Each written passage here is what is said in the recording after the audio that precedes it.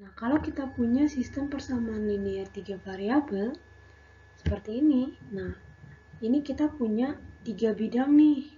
Kita punya 3 bidang. Bidang ini yang hijau ini, kita punya bidang yang merah, ini kita punya bidang biru. Nah, bidang ini saling berpotongan. Ini untuk kasus yang saling berpotongan, dia berpotongan di satu titik. Nah, titiknya ini. Bisa kelihatan titiknya berpotongan di sini. Ini kalau saya tandai, dia berpotongan di titik ini. Nah, ini contohnya kalau saya punya persamaan 3 variabel, berarti x plus y plus 2z sama dengan 9, 2x plus 4y min 3y, 3z sama dengan 1, 3x plus 6y plus 5z sama dengan 0 di sini.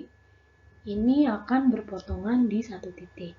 Nah, kita tahu dia berpotongan di satu titik karena kita bisa menggambarkannya dengan aplikasi. Ini saya menggambarnya dengan GeoGebra, jadi kita tahu dia berpotongan di satu titik.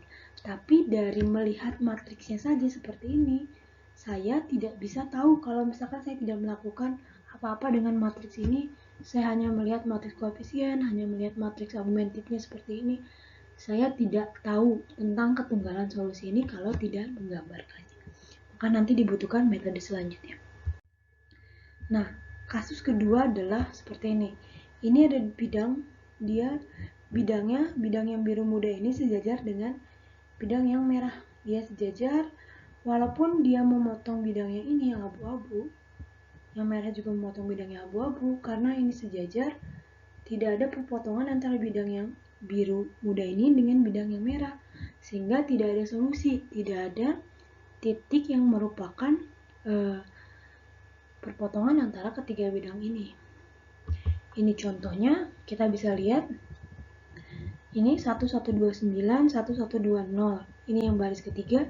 Kita lihat bahwa ini saling kelipatan, yaitu kelipatan 1, dan tapi 9 sama 0 ini bukan kelipatan, sehingga kita tahu baris 1 dan baris 3 merepresentasikan persamaan garis atau persamaan bidang. Dalam kasus ini persamaan linear yang sejajar. Ini 112, 112.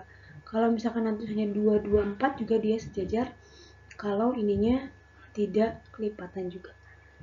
Nah, seperti ini sejajar tapi yang ini tidak, sehingga dia tidak memiliki solusi. Oke, yang selanjutnya adalah ada dua bidang yang saling berhimpit. Ini ada dua bidang atau hanya ada dua persamaan garis juga bisa, persamaan bidang juga bisa. Nah, kalau ada dua persamaan bidang atau ada bidang yang berimpit dengan bidang ini, dan kita mencari garis-garis yang memenuhi perpotongan antara semua sistem persamaan linear yang ada. Dalam kasus ini kita bisa lihat ada sepanjang garis ini.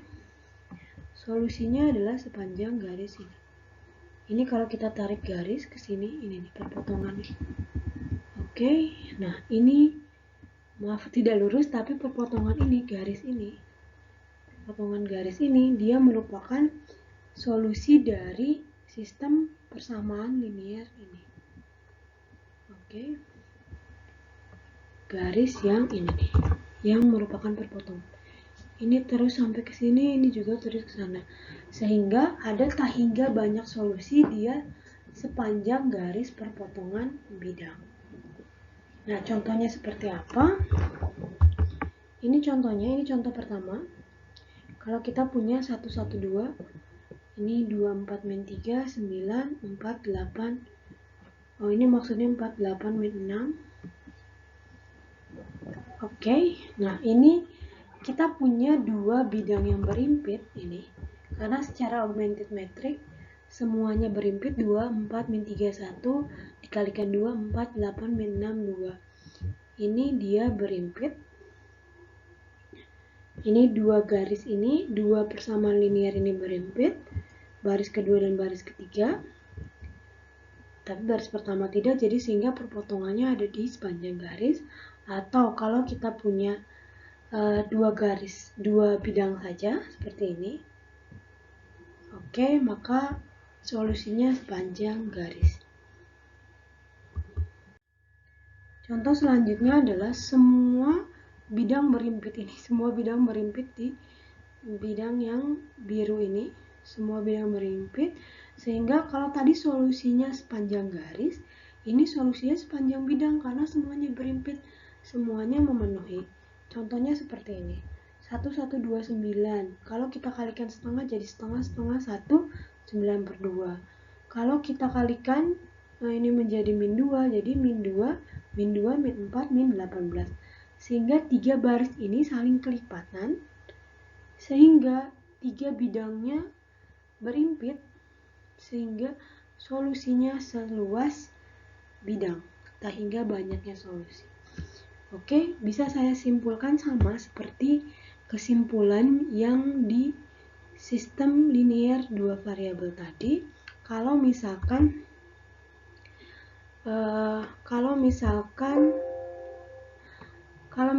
dia tidak ada yang saling kelipatan baik di matriks koefisien maupun augmented matrixnya, maka kita tidak bisa menentukan apakah itu solusinya tunggal atau dia tidak ada solusi. Kalau ada yang kelipatan di matriks koefisiennya saja, maka dia sejajar. Kalau kelipatannya di baris secara keseluruhan di augmented matrixnya atau matriks yang diperluasnya, maka dia berimpit. Ini contoh yang lainnya. Ini untuk satu bidang. Ini untuk 2 bidang berimpit. Oke, kesimpulannya sama yang tadi. Kalau ada semua baris di matriks yang diperluas saling kelipatan, maka dia berimpit. Yang kedua, kalau setidaknya 2 baris di matriks koefisien saling kelipatan, tapi di augmentednya tidak, maka minimal setidaknya 2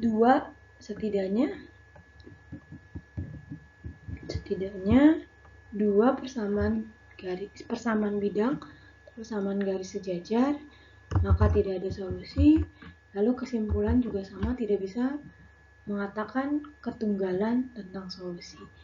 Oke, yang terakhir, karena kita nanti apalagi di informatika, karena kita tidak hanya berbicara tentang variabel 2 atau 3, nanti kita akan ribuan variabel. Kalau misalkan kita punya ribuan teks, kita akan berbicara dengan ribuan variabel.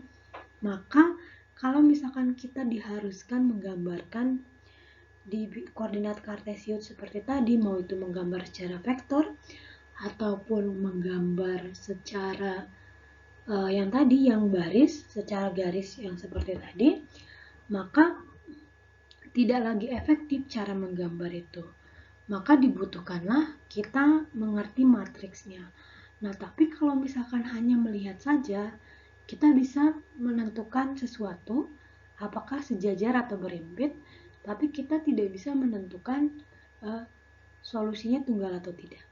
Secara melihat juga kita tidak bisa menentukan solusinya apa sih gitu ya. Kalau misalkan kita tahu dia sejajar, misalkan kita tahu dia tidak ada solusi, tapi kita